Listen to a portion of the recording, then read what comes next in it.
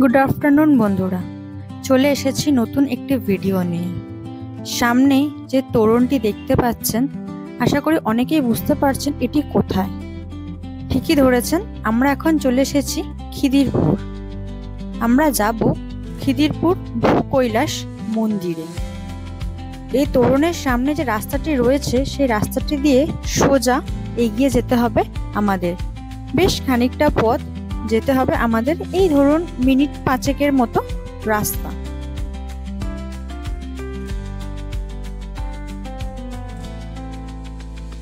রাস্তাটির মধ্যে প্রবেশ করে কিছু দূর গিয়েই দেখতে পেলাম এখানে ভূকৈলাস মন্দিরের ছবি দেওয়া একটা ব্যানার রয়েছে এবং চারিদিকে প্যান্ডেল হচ্ছে। মাসটা যেহেতু শ্রাবণ মাস, সেহেতু বাবার ভক্তদের বিশ্রামের জন্যই বোধহয় এই আয়োজন।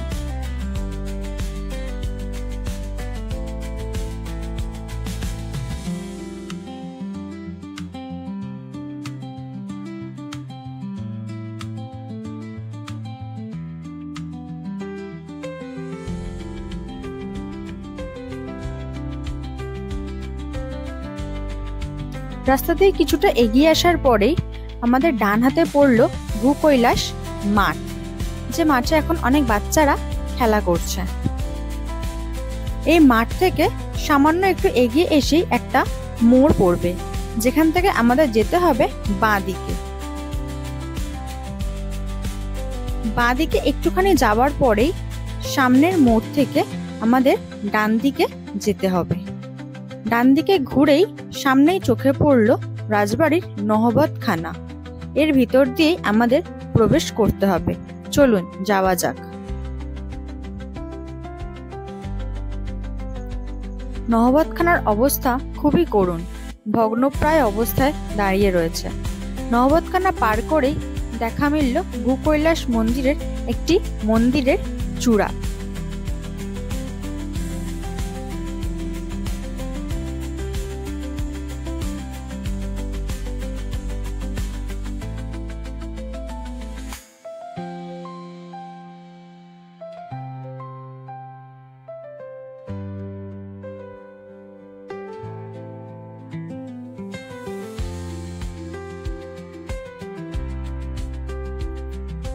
আমরা এসে পৌঁছে গেছি কলকাতার খিদিরপুরে অবস্থিত ভূকৈলাস শিব মন্দিরে। এই মন্দিরটির মূল প্রবেশদ্বারের দুই পাশে রয়েছে দুটি শিব মন্দির, তাই এই মন্দিরটি যমজ শিব মন্দির নামেও বেশ পরিচিত। চলুন ভিতরে যাওয়া যাক।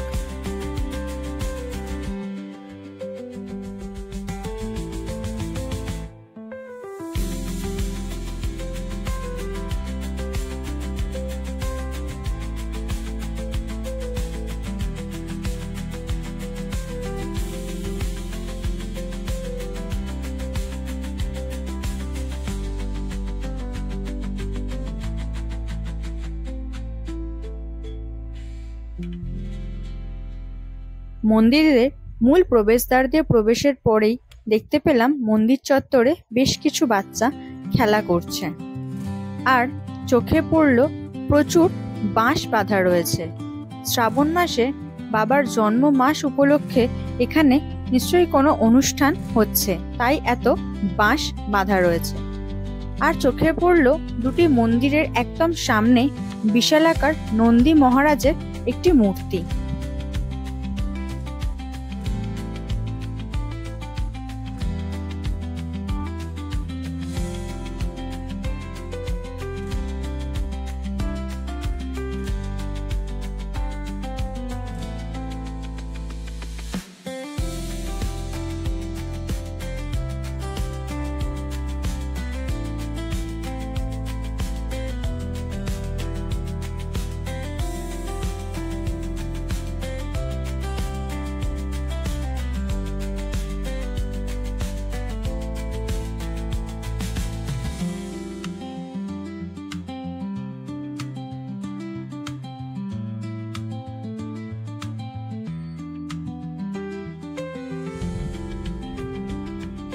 এই যমজ শিব মন্দিরের ইতিহাস প্রায় 200 বছরেরও পুরনো।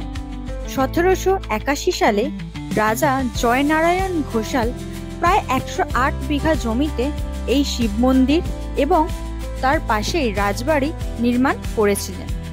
দুই মন্দিরের সামনেই দেখা যায় বিশাল আকৃতির একটি পুকুর। এই পুকুরটির নাম শিবগঙ্গা। পুকুরটিও খনন করা হয়েছিল সেই সময়কালেই।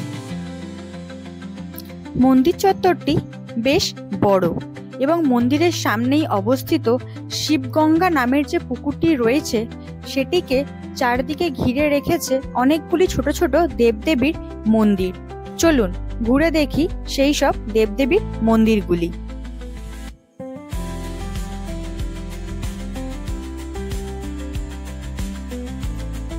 প্রথমেই দেখতে পেলাম একটি ছোট্ট মন্দিরের মধ্যে বসে রয়েছেন আমাদের সিদ্ধিদাতা গণেশ ঠাকুর।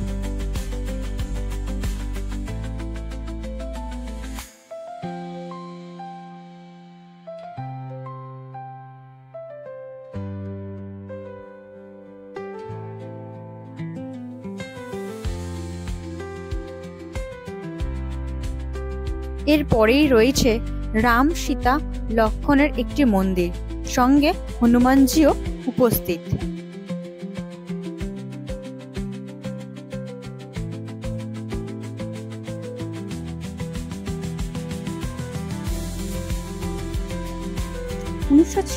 সালে কলকাতা কর্পোরেশন এই মন্দির কমপ্লেক্স এবং এই শিব মন্দিরকে ঐতিহ্যবাহী মর্যাদা দেয়। মন্দিরটির চারপাশে যে 6টি মন্দির রয়েছে এখন আমরা সেগুলোই ঘুরে দেখছি। তার মধ্যে আপনাদেরকে প্রথম দুটি মন্দির দেখালাম, সিদ্ধিদাতা গণেশের এবং রাম সীতার মন্দির। চলুন যাওয়া যাক পরের মন্দিরটিতে। এখানে রয়েছে বজরংবলীর একটি মূর্তি।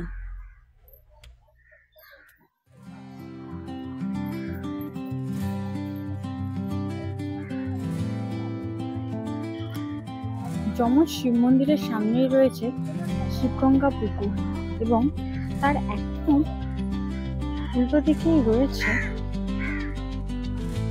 এই মন্দিরের নির্মাতা নারায়ণ ঘোষালের সমাধি।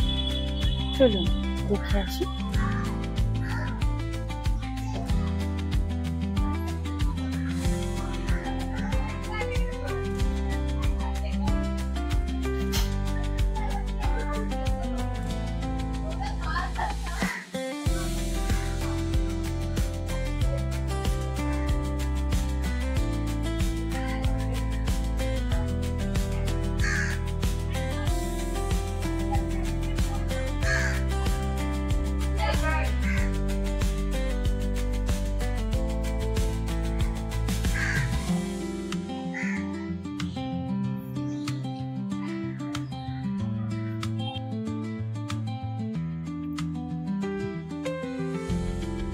এই মন্দিরটিতে অবস্থান করছে বীণাপাণি দেবী। এই মূর্তিটি 4 হাতের একটি সরস্বতী মূর্তি। সাধারণত আমরা যে সরস্বতী ঠাকুর দেখি তার 2টি হাত থাকে, কিন্তু আমাদের হিন্দু শাস্ত্র পুরাণে এই দেবীর উল্লেখ রয়েছে। সব জায়গায় এই 4 হাতের সরস্বতী দেখা পাওয়া যায় না, কিন্তু এই মন্দিরে এসে আমি 4 হাতের সরস্বতী দেখলাম।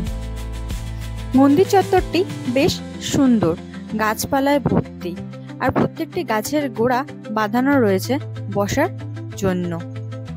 পরিবেশটি বেশ শান্ত এবং স্নিগ্ধ।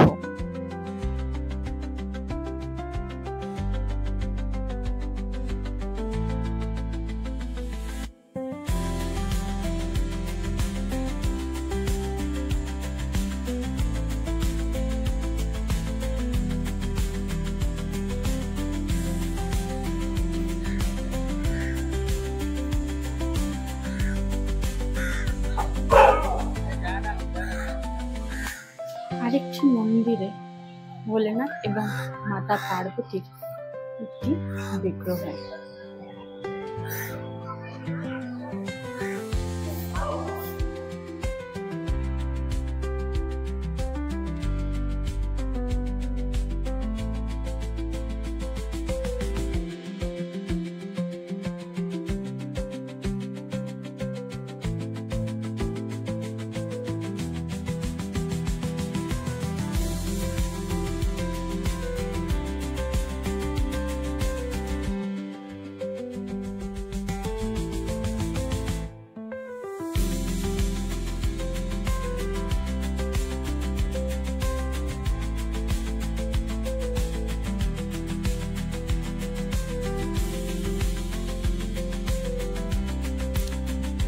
মন্দিরে প্রবেশের পর মন্দিরের দেওয়ালে দেখতে পেলাম অনেক নকশা অঙ্কিত রয়েছে, যেগুলি আমাদের পুরানো শিল্পশৈলীর এক একটি নিদর্শন, কিন্তু সময়ের নিয়মে আজ সবই তাই অবলুপ্তির পথে।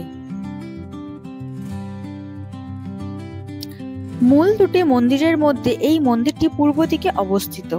এই মন্দিরের শিবলিঙ্গটির নামকরণ করা হয়েছে রাজা জয়নারায়ণ ঘোষালের মায়ের নামে। এখানে শিবলিঙ্গটি রক্ত কমলেশ্বর শিব নামে পরিচিত। এই শিবলিঙ্গের উচ্চতা 12 ফুট।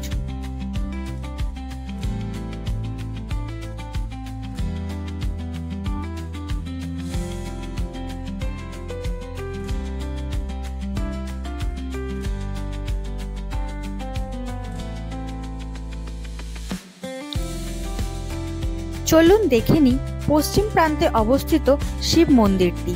এই মন্দিরে শিবলিঙ্গের নামকরণ করা হয়েছে রাজা জয়নারায়ণ ঘোষালের বাবার নামে। এখানে শিবলিঙ্গটি কৃষ্ণচন্দনেশ্বর শিব নামেই পরিচিত।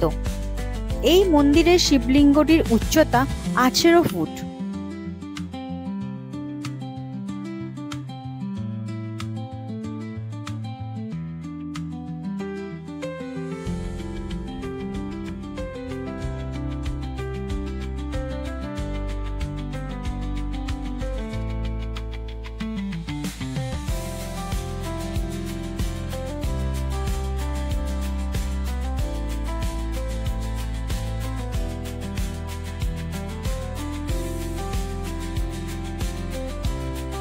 পূর্ব ভারতের সর্ববৃহৎ শিবলিঙ্গের মন্দির যে কটি রয়েছে তার মধ্যে এই ভূকৈলাস মন্দিরটি অন্যতম। এই ভূকৈলাস মন্দিরটি এই উচ্চতম শিবের মূর্তির জন্য যথেষ্ট জনপ্রিয় এবং পরিচিত।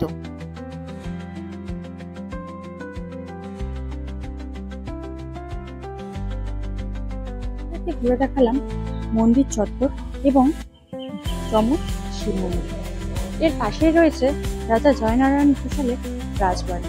চলুন দেখে আসি সেই রাজবাড়ির অন্দরটা।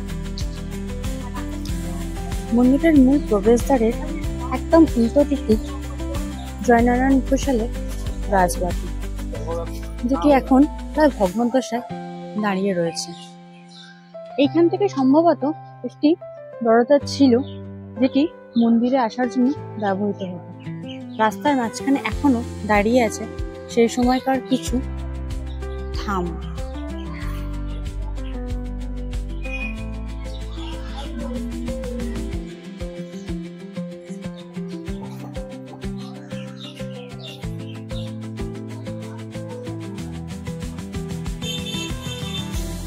এসব পিলারগুলোই সাক্ষী তখনকার দিনের রাজপ্রাসাদের অন্দর থেকে এই মন্দির আসার রাস্তা এটাই ছিল বলে আমার মনে হয়। চলুন দেখে নেওয়া যাক রাজবাড়ির ভিতরের কি অবস্থা।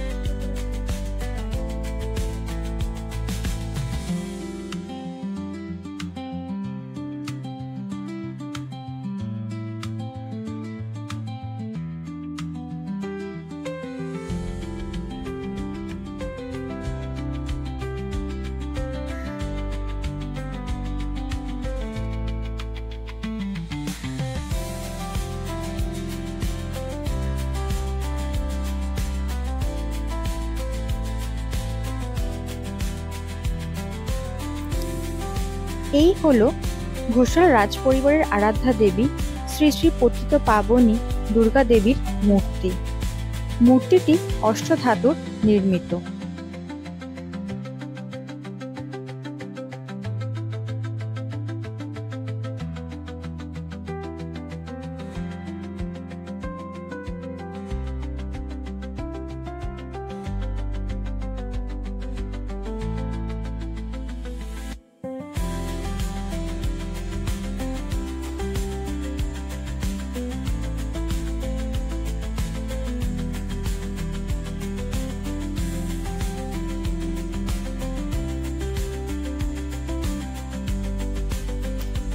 মূল মন্দিরের ডান পাশেই রয়েছে মকর বাহিনী মা গঙ্গার একটি মূর্তি এবং সেই মন্দিরের পাশেই ভগ্ন জরাজীর্ণ অবস্থায় পড়ে রয়েছে সেই সময়কার একটি নাচঘর, যার এখন অবস্থা খুবই করুণ।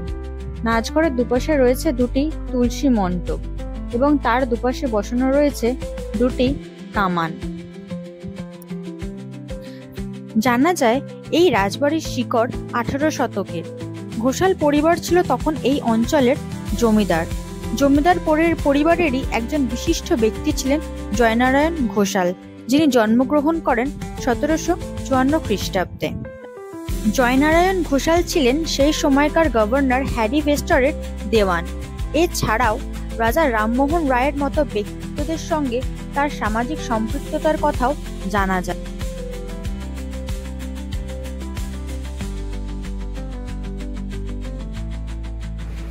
নাচঘরের ঠিক পাশেই রয়েছে বাবা পঞ্চানন্দের একটি মূর্তি।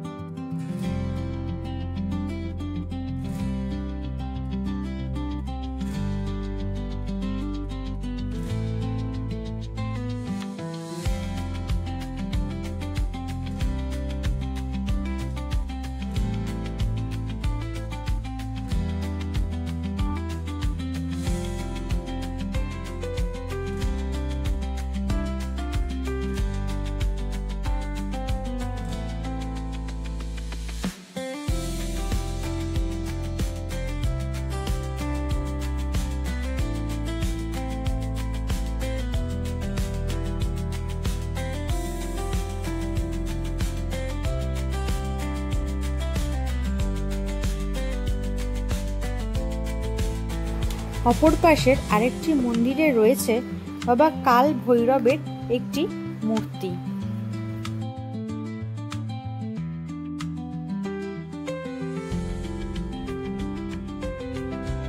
রাজা জয়নারায়ণ ঘোষাল শুধুমাত্র এই রাজবাড়ি এবং মন্দির নির্মাণই করেননি, তিনি সমাজ সংস্কারক হিসেবেও বেশ সুপরিচিত।